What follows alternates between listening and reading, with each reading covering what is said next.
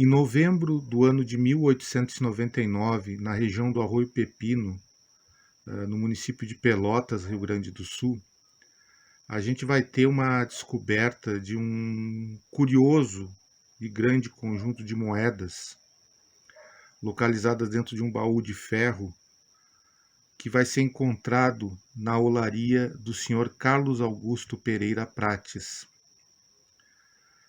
Essa descoberta ela vai ser reportada depois, propriamente, da data em que ela ocorreu, tá? E ela envolve uma história muito curiosa dos atores envolvidos nessa descoberta.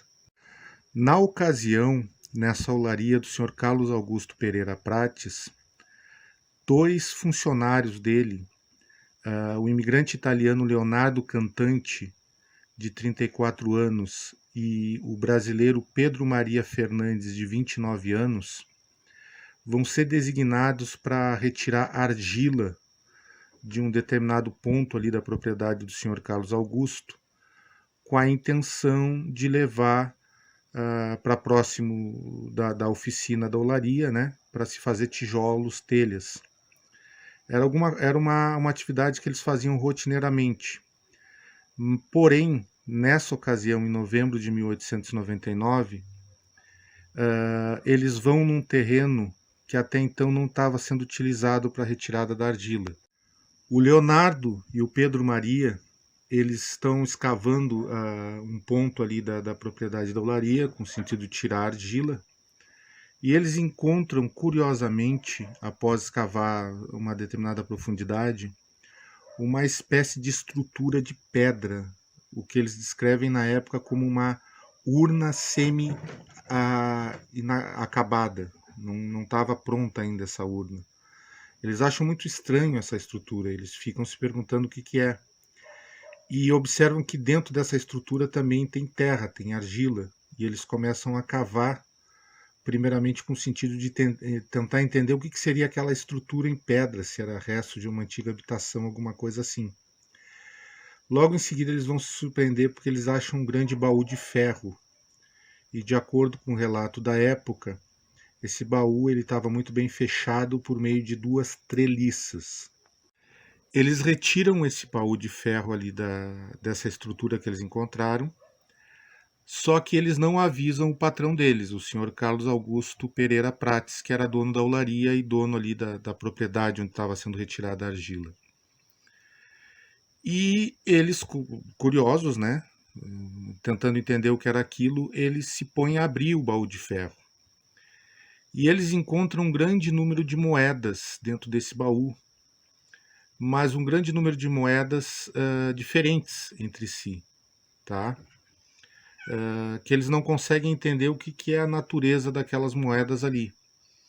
Eles encontram moedas espanholas com a efígie do rei Felipe V, moedas inglesas com as efígies, algumas do rei Jorge I e também do rei Jorge II, algumas moedas francesas também com a efígie do rei Luís XIV e umas poucas moedas com o brasão de armas do reino de Nápoles, na Itália.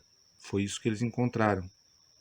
Além desse conjunto curioso de moedas que eles encontraram também alguns outros objetos, com pequenas facas, pequenas argolas de metal, talvez adornos, alguma coisa assim, e aquilo que eles descrevem como camafeus. Tá? Isso é registrado também na descoberta deles. O importante destacar nessa história é o seguinte: embora a descoberta tenha se dado em novembro de 1899, vai ser no final de dezembro daquele ano e no início do ano de 1900 que propriamente essa história vai se tornar pública, tá? E curiosamente, já por esses dias, por essa data, final do ano, início do ano de 1900, tanto o Leonardo Cantante e o Pedro Maria Fernandes não estão mais em Pelotas. As autoridades públicas querem tirar a limpo essa história, o que foi essa descoberta, já tinha gente falando, gente comentando. E o que eles conseguem concluir é o seguinte: que o Leonardo Cantante e o Pedro Maria Fernandes mais um colega deles, um amigo, um sócio, alguma coisa assim, de nome José Antônio Cordeiro Martins, de 36 anos, rumaram a Porto Alegre com o sentido de revender aquelas moedas. Então é isso que a polícia pelotense ela conclui no início do ano de 1900, sendo que a descoberta aconteceu no mês de novembro de 1899. No verão de 1900, já, o trio que saiu com esse baú de ferro de Pelotas em direção a Porto Alegre, com o sentido de revender as moedas, o Leonardo, o Pedro Maria e o José Antônio, eles vão fazer contato em Porto Alegre com um imigrante espanhol cujo nome era Juan Garcia Lemonedo, ou Limonedo, tá? Pois bem, eles queriam negociar aquelas moedas ali, talvez vendo um potencial valor monetário que elas pudessem agregar. Só que acontece alguns fatos inusitados no decorrer daquele ano, tá? O José Antônio, aquele que tinha se associado ao Leonardo e ao Pedro Maria com a intenção de revender as moedas, os três vão estar hospedados num hotel em Porto Alegre e o José Antônio parece que passa a perna no Leonardo e no Pedro Maria, tá? O Leonardo e o Pedro Maria, eles são tão ingênuos, né, incautos, que eles acabam ali por volta de abril de 1900 procurando a polícia de Porto Alegre para informar que tinham sido furtados pelo seu colega José Antônio, né? Só que daí a polícia de Porto Alegre ela toma conhecimento do fato e ela vai buscar querer saber o que aconteceu, tá? Então a intenção dos dois descobridores, do Leonardo e do Pedro Maria, de ganhar dinheiro com aquilo, não estava muito se concretizando, porque o amigo deles tinha traicionado eles, né? Traído. A polícia de Porto Alegre, sabendo do fato, né, da existência do baú, e já tendo também o contato com a polícia de Pelotas sobre esse achado, essa descoberta, esse boato que existe, ela vai ao encalço do José Antônio Cordeiro Martins, no sentido de investigar o paradeiro dele. Encontram o José Antônio. Só que olha só como é que são as coisas. Da mesma forma que o José Antônio tinha furtado os dois colegas anteriores, o Leonardo e o Pedro Maria, o José Antônio também foi passado para trás pelo espanhol a qual eles queriam revender as moedas. Ele foi passado para trás pelo Juan Garcia Lemonedo, tá? Então, ele mesmo também não usufrui da riqueza que as moedas pudessem ter. Antes de eu falar da conclusão da história, só registrar aqui que essa história ela vai estar reportada, né, registrada em diversos artigos de jornal ao longo do final de 1899 e do primeiro semestre do ano de 1900, em jornais de Pelotas, Porto Alegre, e eu também achei em jornais do Rio de Janeiro, Minas Gerais, São Paulo e Santa Catarina essa história. Pois bem,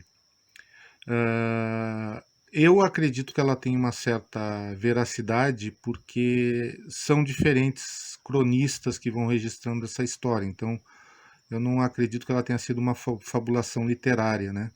Ela é muito curiosa, mas vamos lá. Conclusão. A polícia, ao saber que o Juan Garcia Lemonedo, esse espanhol, queria aparentemente comprar as moedas do José Antônio, mas também passou a perna no José Antônio, ela não acha o Juan Garcia Lemonedo, tá? Tempos depois, 3 meses depois, em julho de 1900, se consegue um registro sobre o paradeiro do Juan Garcia Lemonedo. E o que era esse registro? O que ele tinha feito? Ele tinha embarcado num navio em direção a Cádiz, na Espanha. Lá ele pôde usufruir dessa riqueza, dessas moedas, do valor monetário ou arqueológico ou histórico que essas moedas pudessem ter. Tá? Então foi esse espanhol que se deu bem na história. Essa então é a história das moedas do Arroio Pepino, tá? Que envolveu muita malandragem, muita traição de um lado e de outro. Os dois operários que acharam esconderam um baú de ferro, não falaram para o seu patrão. O amigo que se dispôs a ajudar, que é o José Antônio, traiu os dois operários e ele foi traído por esse espanhol em Porto Alegre, que conseguiu escapar para a Espanha. Só fazer o registro aqui que é uma outra descoberta arqueológica também muito interessante, né? E sobretudo pelos objetos achados. Então eles falam de camafeu, falam de pequenos objetos de metal, argolas, aros, uma coisa assim, mas a diversidade das moedas, né? Quer dizer, tu tinha moedas ali espanholas, inglesas, francesas e napolitanas. É difícil até de entender fora do contexto da época e sem se aprofundar em inquéritos criminais que possam ter sido feitos na época a respeito dessa descoberta. Mas ela é muito curiosa, ela é muito curiosa e ela foi feita justamente numa área que na época já era próximo à zona urbana de Pelotas, tá? O Arroio Pepino, hoje é totalmente urbanizado ali, mas que na época ainda era uma espécie de arrabalde da cidade. Havia algum tipo de habitação, havia muitas olarias, mas não era assim uma zona totalmente urbanizada, um tronco central da cidade de Pelotas.